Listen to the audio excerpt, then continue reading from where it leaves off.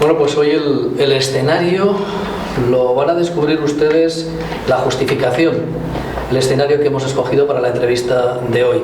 Nos encontramos en el refugio antiaéreo de Astra, que se encuentra ubicado en la preciosa localidad vizcaína de Garnica, una localidad que tiene en su pasado una historia reflejada no solamente en el cuadro de Pablo Picasso, sino en las hemerotecas, aquel bombardeo de Guernica. Y la justificación también viene dada porque este escenario también ha sido escogido para una exposición dedicada a Auschwitz.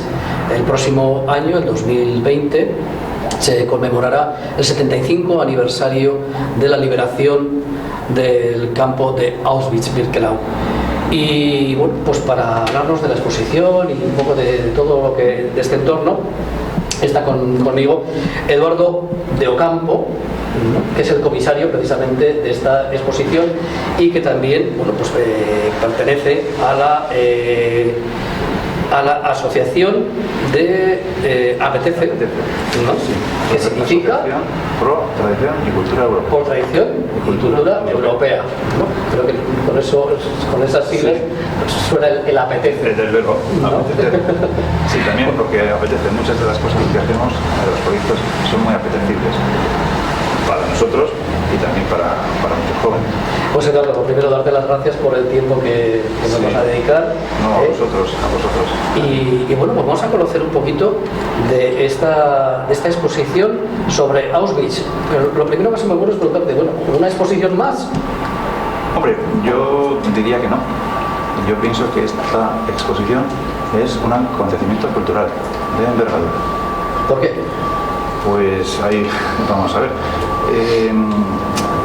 La exposición, lógicamente, no está hecha por cualquier aficionado que haya cogido fotografías o haya hecho unos textos más o menos felices, sino que la exposición es propiedad del Museo Auschwitz-Birkenau. Es uno de los museos, como sabéis, posiblemente más importantes del mundo, claramente los museos más importantes del mundo. Y bueno, narra y cuenta cómo se construye, cómo surge este fenómeno, ¿no?, de los campos de concentración, cómo se desarrolla y cómo se llega a ellos, cómo se vive, cómo mueren las personas, cómo se sufre, cómo se sobrevive y también pues, cómo se libera y llega a su fin. Bueno, luego vamos a tener la oportunidad, cuando acabemos la entrevista, de hacer una pequeña visita guiada de la mano de Gorka. Pero sí que me gustaría que nos cuentes nada, dos breves pinceladas de qué es lo que se va a encontrar aquí. Es decir, vamos a encontrar objetos, vamos a encontrar paneles. Sí. Exactamente qué es lo que vamos a encontrar. Vamos a encontrar paneles. Objetos sería muy complicado porque, lógicamente, tendríamos que contar con unas cláusulas de seguros increíbles y también posiblemente los equipos de conservación de Auschwitz no lo permiten. Son objetos que tienen muchísimo valor simbólico, no material, pero sí muy simbólico. Si me repites la pregunta... Sí, es decir, qué es lo que el público que viene, y bueno, de hecho estamos viendo en las imágenes gente que está viendo la exposición. ¿Qué es lo que se va a encontrar bien delante de sus ojos? En este caso, pues eso, son 30 paneles absolutamente maravillosamente bien contados, muy accesibles, y en ellos hay bastante textos y muchísimas imágenes. Hay unas 380 imágenes en toda la exposición que son originales y son del archivo histórico de Auschwitz. Entonces, como digo, está todo diseñado y planificado por su equipo pedagógico, que llevan, pues, como podéis entender, Auschwitz fue museo muy pocos años después de la guerra, y entonces llevan como, 70 y tantos años enseñando y educando. Tienen mucha experiencia y, lógicamente, ellos saben lo que están tratando. Antes he dicho que la ubicación está más que justificada, ¿no? Nos encontramos en el refugio antiaéreo, uno de los varios refugios antiaéreos que hay aquí en Guernica, y que se construyeron pocos meses antes del bombardeo. Sí. Cuéntanos si la elección fue casual, buscada. Mira, la elección fue, yo creo que es la mejor posible, y fue buscada planificada y en cierto modo casual, las dos cosas. Nosotros ya teníamos buscados varios emplazamientos también muy interesantes y más cómodos para nosotros mismos y para el público, porque podréis ver que este espacio es pequeño y claro, se hizo para, en fin, no para albergar exposiciones. Entonces, sí, teníamos varios espacios ya muy adelantada la convención, ¿no? Pero siempre teníamos en la cabeza que Guernica tenía algo que decir en este proyecto. Y entonces, bueno, en un momento dado, por diferentes circunstancias, se presenta en la alcaldía este proyecto y en el primer minuto nos dicen, hay un sitio para esto. Y nos enseñan este sitio. Y claro, ya una vez conocido este sitio y visto el lugar, se nos construye la exposición en la cabeza. En un segundo, este es el lugar. Porque hay muchas connotaciones y muchas relaciones de Guernica a Auschwitz, tanto por nosotros como por la historia. Bueno, hay que pensar que en este refugio que tendrá que 20 y tantos, 30 metros de largo, sí, por 3 y pico de ancho, sí, llegaban a reunirse unas 200 personas. 200 personas que, según nos van contando, pues personas que han tenido relación, sus padres, sus madres, sus familias, estaban muy bien apretujadas, estaban hasta las cartolas, ¿no? Como se dice, los vehículos,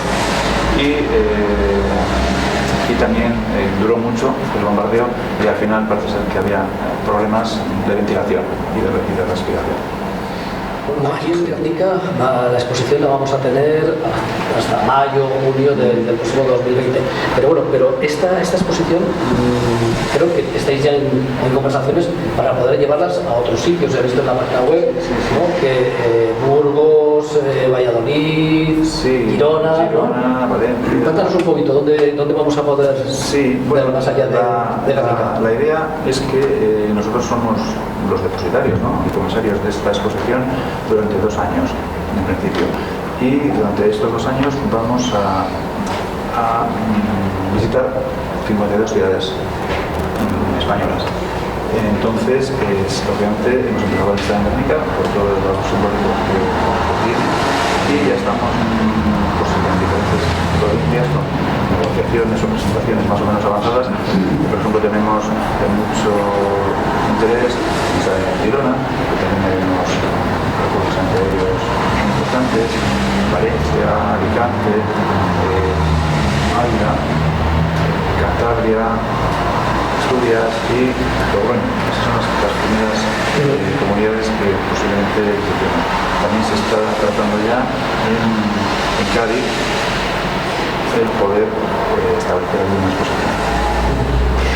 Hay un interés particular, ¿no? Y hablando contigo, me lo has podido también manifestar, de ofrecer esta exposición sobre todo a las nuevas generaciones, a las futuras generaciones, a los escolares. ¿Cómo se pueden concertar estas visitas? Es decir, los colegios que estén interesados, ¿cómo pueden ponerse en contacto con vosotros para hacer esas visitas? No, pues es muy sencillo. La exposición tiene una página web oficial que es auschwitz.online y es auschwitz.online.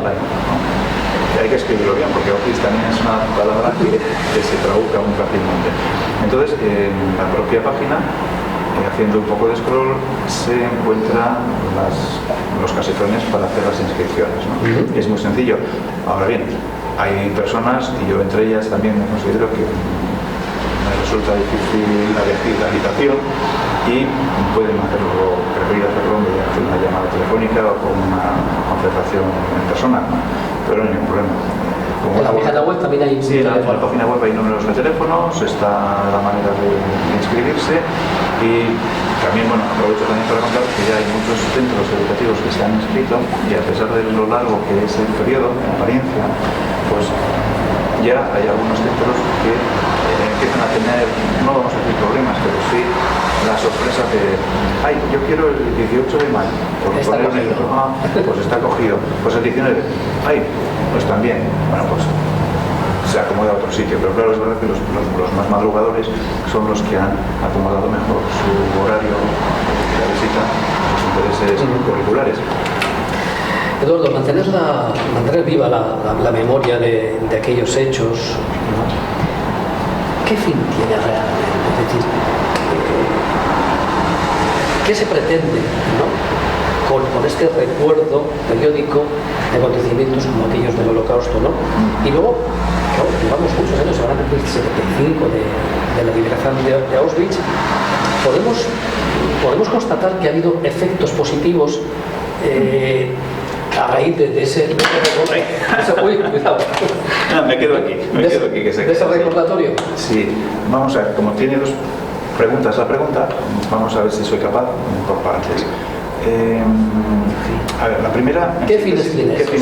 ¿Por qué recordar estos hechos? Bien, mira, esta pregunta me trae a la cabeza una frase que cogí al vuelo en una presentación de unas jornadas en La Habana en mayo de este año y que nos presentaba don Eusebio Leal, que es el historiador de La Habana. Es un personaje muy querido allí y bueno, admirado también. Entonces, don Eusebio decía que su madre, ya anciana, le comentaba: cuando un viejo pierde la memoria, lo ha perdido todo. Entonces, cuando yo oí esa frase, me la apropié y solo falta poner sociedad donde pone viejo, para que cuando una sociedad ha perdido la memoria, lo ha perdido todo. Entonces, queda claro, si perdemos la memoria, estamos obligados a repetir lo bueno y lo malo. Lo bueno porque se nos olvidarían, por ejemplo, avances científicos, médicos, y lo malo porque estaríamos obligados a volver a tragar malas experiencias. La segunda pregunta era si el hecho de haber recordado periódicamente, si tenemos constatación de los beneficios que eso trae. Bien, igual vamos a decir beneficios inmediatos, igual son difíciles de computar, porque no estamos hablando de unidades monetarias o de unidades de producción, que era un eufemismo también que usaban los nazis. Lo que sí está muy claro y que puede sorprender es que hay muchos jóvenes que desconocen que es Auschwitz y que es el Holocausto y que no saben, no sé, porque lo he experimentado. Entonces, lo que sí sabemos seguro es que todos los chicos y chicas que pasen por aquí van a saber que van a tener unos conocimientos muy elevados de qué es Auschwitz, qué es Holocausto, qué son los pensamientos extremos. Eso está muy seguro. Pero fíjate, es curioso, ¿no? Porque por desgracia el Holocausto no fue el último genocidio, ¿no? Entonces, acá, pues podemos recordar desde los hechos acaecidos en Ruanda en el 94 hasta la actuación de ISIS, ¿no? Sí. Que lo tenemos más reciente, Boko Haram en Nigeria. Es decir, hay infinidad de acontecimientos que nos recuerdan que muchas veces la vida de un ser humano pierde todo su valor frente a intereses ideológicos o económicos. Sí. ¿Por qué? Hombre, nosotros no somos antropólogos, yo no sabría explicarlo. Se me ocurren dos teorías muy sencillas y muy básicas. Una puede ser, por ejemplo, si vivimos en un entorno absolutamente empobrecido y absolutamente ignorante, puede ser que la propia supervivencia te obligue a pisar al vecino, tarde o temprano, tengas que hacer algo de fuerza o tengas que mirar por ti y no por los del lado. Y en el caso contrario, donde hay muchos dineros y fortunas por medio, de poder, avaricia, ya no hay realmente pobreza desde las oligarquías que mandan esos actos violentos. Entonces, yo creo que desde arriba a las sociedades se las puede ver como contabilidad. Todos somos contabilidad, lógicamente la relación humana está lejos y los que toman decisiones no tienen ningún afecto por los que están abajo y toman...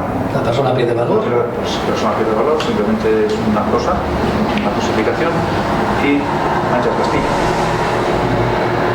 Bueno, volvamos de nuevo a la exposición porque la tenemos entre nosotros en parte gracias a esa estrecha colaboración, ¿no?, que apetece que la Asociación Pro Tradición y Cultura Europea tiene con el Museo de Auschwitz-Birkenau, Sí. ¿no? Pero además es una colaboración que va mucho más allá de la exposición que tenemos, ¿no? Porque gracias también a vosotros y a esa relación hay un hecho, digamos, curioso, además, que va a tener, ¿no?, un largo recorrido, y es que tenemos un retoño del árbol de Guernica, ¿no?, que es muy simbólico para la cultura vasca, ¿no?, para todos los vascos.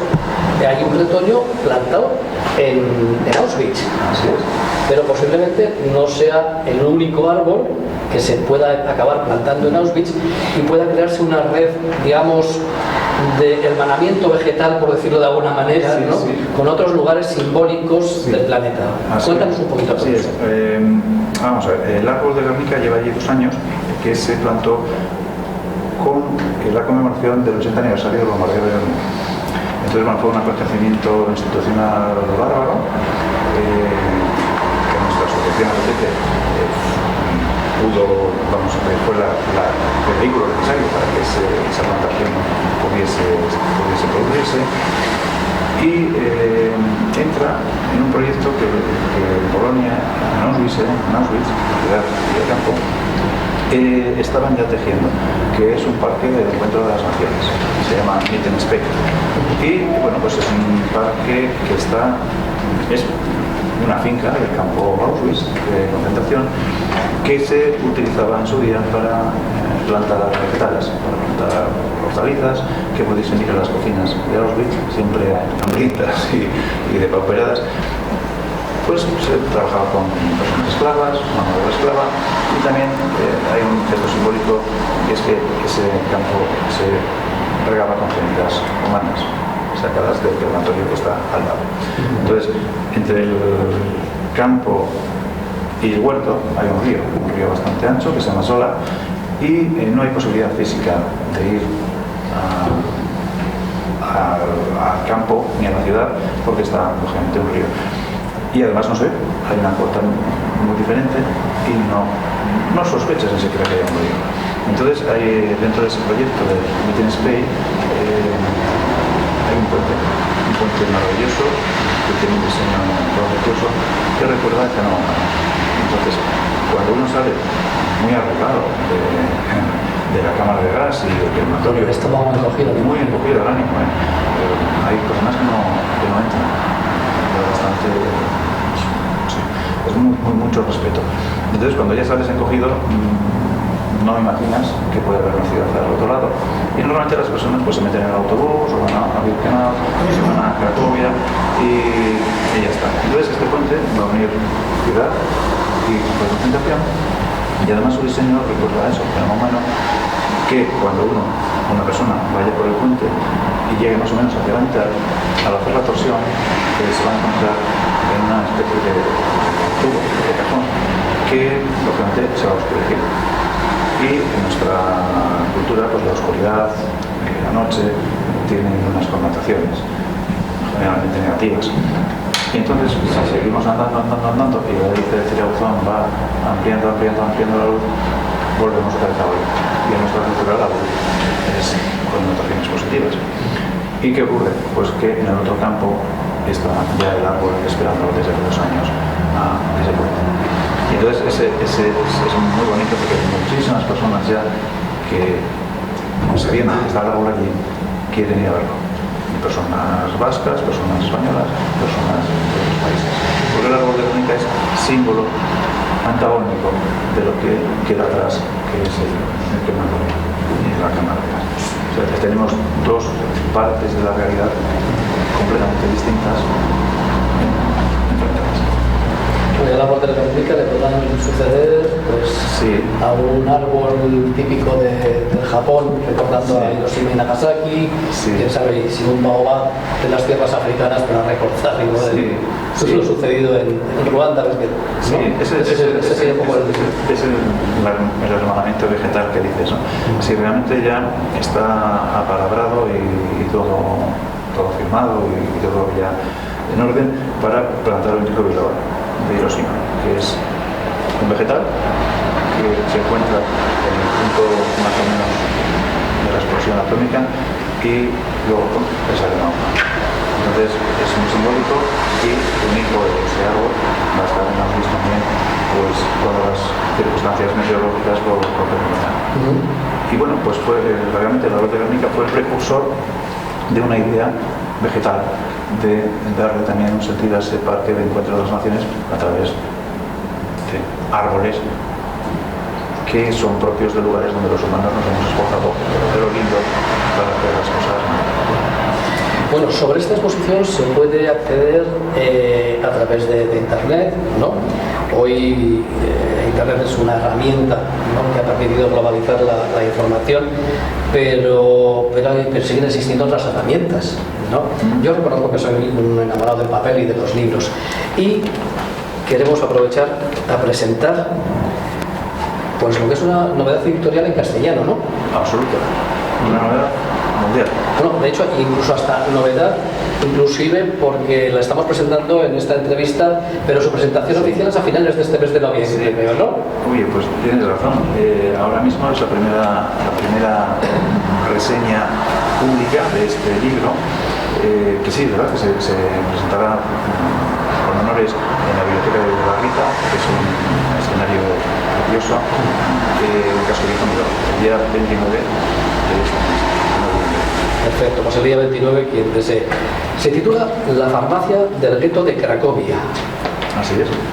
Cuéntanos un poquito esta obra. Bueno, pues mira, este libro que lleva como 60 años publicado en polaco y en inglés y que no tenemos conciencia de que haya sido en castellano hasta ahora, es un texto, bueno, no se puede decir que en la vida las cosas sean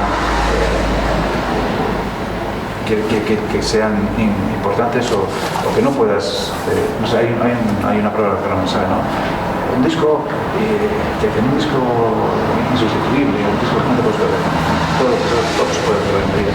Pero bueno, este libro realmente es importante porque cuenta cómo el bien vence en un lugar donde solo hay mal, aunque realmente la realidad es que no vence bien íntimamente, sino porque pasan muchas cosas que vencen al bien, ¿no?, y que no están escritas en este contexto. Entonces, este señor, que es farmacéutico, Tadeusz Pawkiewicz, y su farmacia familiar, su padre era farmacéutico también, pues se encuentra en un momento dado que su farmacia es rodeada por un muro que conforma el gueto de Cracovia.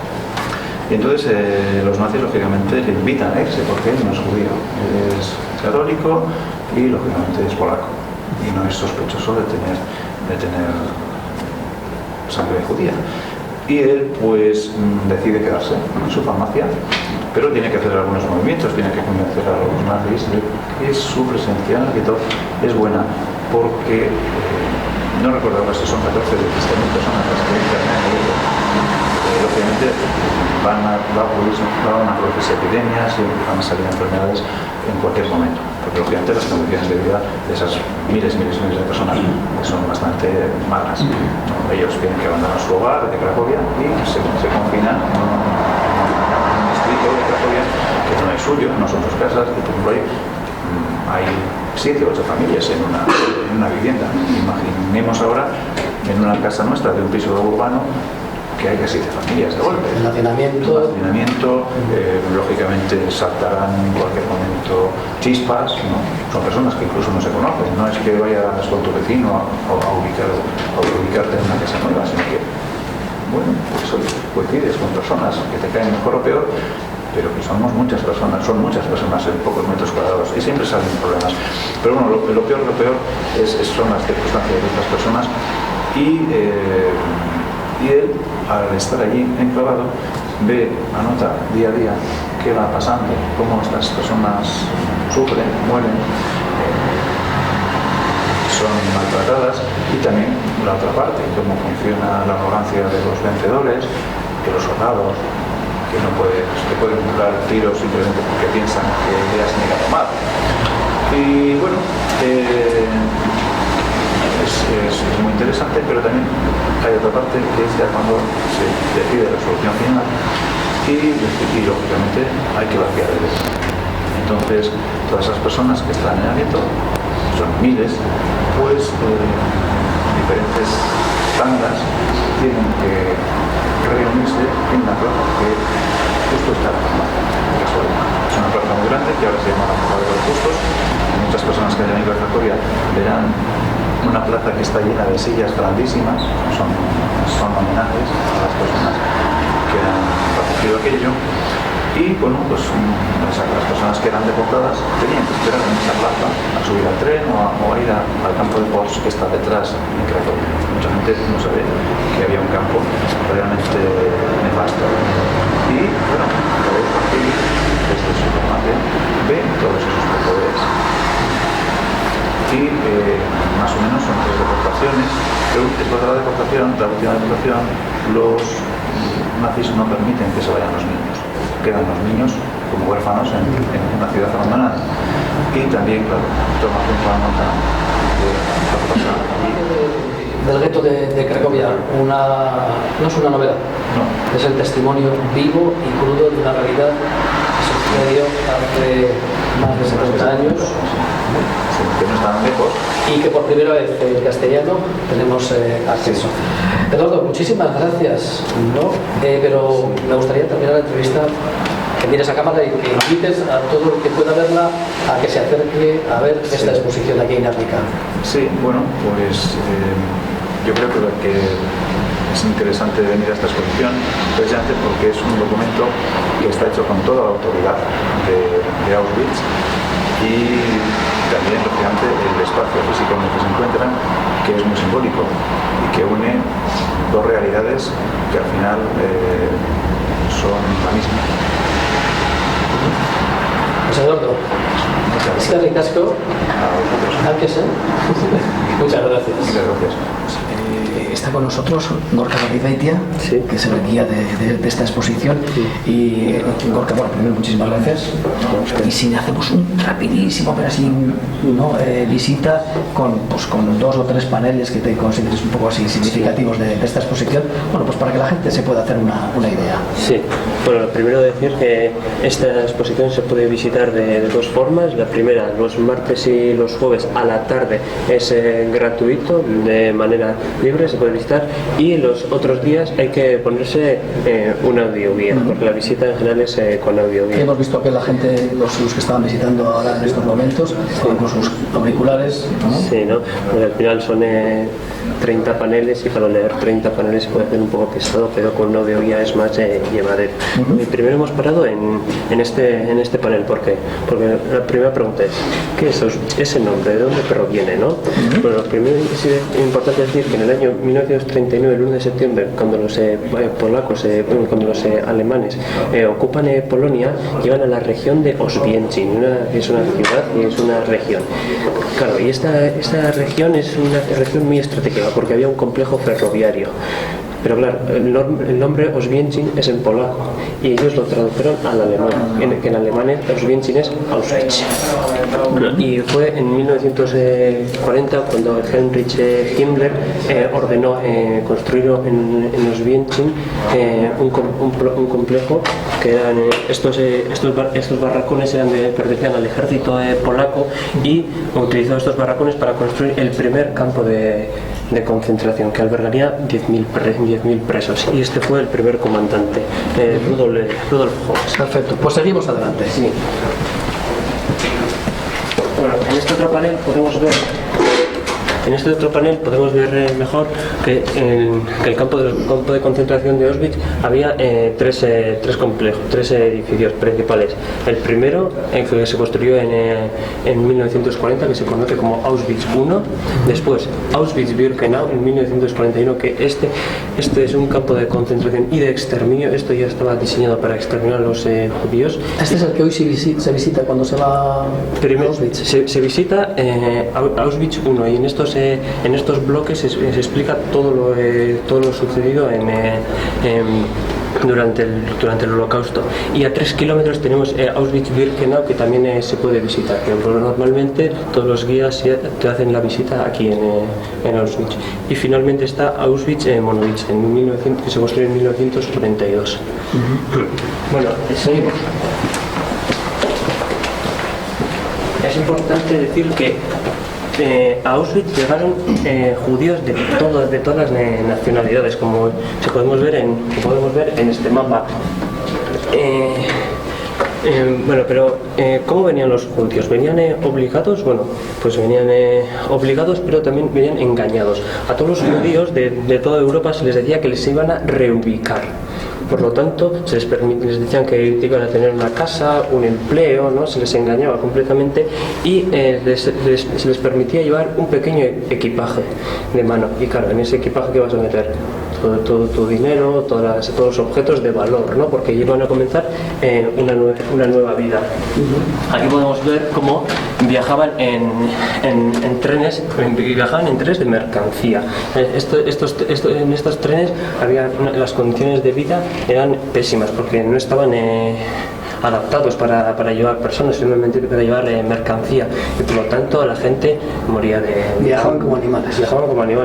Morían de hambre, de sed, mucha gente fallecía dentro de los trenes porque el viaje podía durar días, incluso una semana.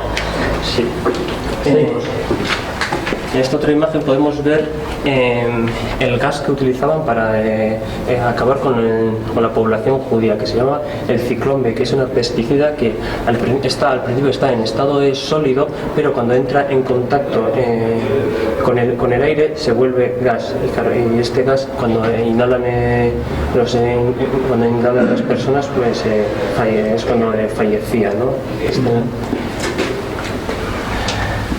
Seguimos adelante. Paneles que cuentan otras historias. Sí, en este otro panel podemos ver la clasificación de los presos, porque al fin y al cabo en Auschwitz teníamos judíos que llevaban estas dos estrellas con forma de David, también había prisioneros políticos polacos, también había prisioneros soviéticos de la guerra, también había testigos de Jehová y también había homosexuales. Y aquí podemos ver todos los, según por qué te habían llevado a Auschwitz, tenías pues tu identificación, y en cada identificación tenías una letra, que esta letra significaba el origen de dónde procedías. Bien, Seguimos adelante. Una vez en el campo,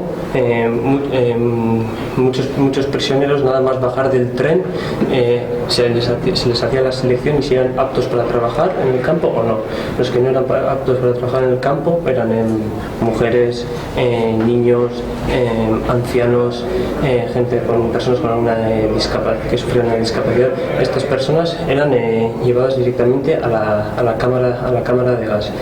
Y las personas que eran aptos para trabajar, bueno, a estos se les ponía la prenda típica de rayas y bueno, se les alojaba en el campo. Y la comida que comían era a las mañanas un líquido, un café, una infusión amargo, después un bol de comida, una especie de sopa con cereales y como cena un bol de comida con trozos decían que salchicha y con 350 gramos de pan. Eso es la dieta que tenían. Luego lo que les llegaba y la comida que les llegaba era otra cosa, porque muchos prisioneros fallecían de desnutrición, de la falta de comida. Bueno, los prisioneros vivían en condiciones pésimas, fallecían gaseados por inanición, por enfermedades, por desnutrición. Y hay que añadir también la brutalidad que ejercían los soldados nazis hacia estos prisioneros. Me vas a preguntar, ¿y no huían? ¿No había fugas? Pues sí había fugas. Estas fugas, muchas fugas, eran fugas espontáneas, de pronto decidían huir, eran fugas individuales y obviamente pues estas subidas pues no triunfaban, ¿no?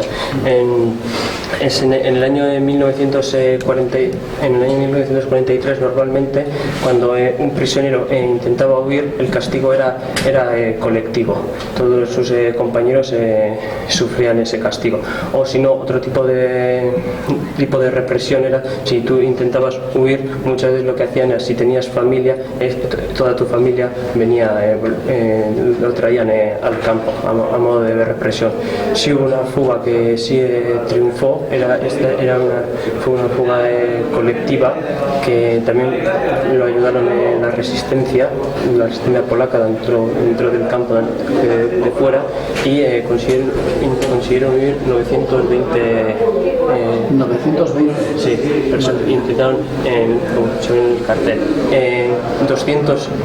200 prisioneros consiguieron huir y ser libres, 400 fueron apresados, y del resto no hay constancia de cuál fue su destino. Sí, como podemos ver en este cartel. Y en el 44 comenzaron una evacuación progresiva de todos los prisioneros, y esta evacuación terminará entre el 17 y el 23 de 1945.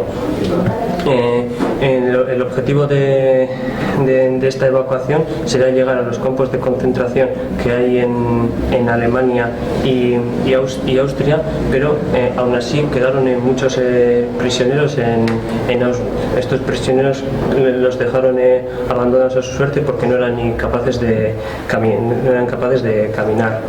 Tenemos que pensar que las marchas de la muerte eran invierno en esa época, en Polonia, pues las nevadas son tremendas. Las nevadas son tremendas, y muchos fallecían en esas marchas. Y fue en el 27 de enero de 1945 cuando los prisioneros, cuando los soldados soviéticos liberaron el campo de Auschwitz. Sí.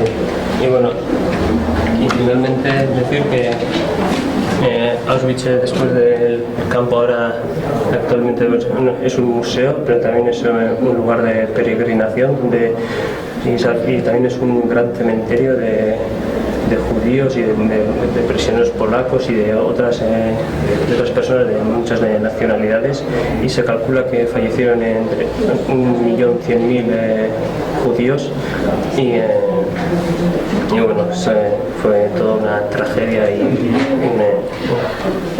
Pues unos hechos que vosotros, gracias a la labor que estáis realizando, ¿no?, pues podemos recordar para no repetir. Eso es. Jorge, muchísimas gracias. Fue un placer. Muchas gracias. Y bueno, pues que sirva también de invitación para todos aquellos que quieran acercarse a esta Guernica y ver esta exposición. Muchas gracias. A ti.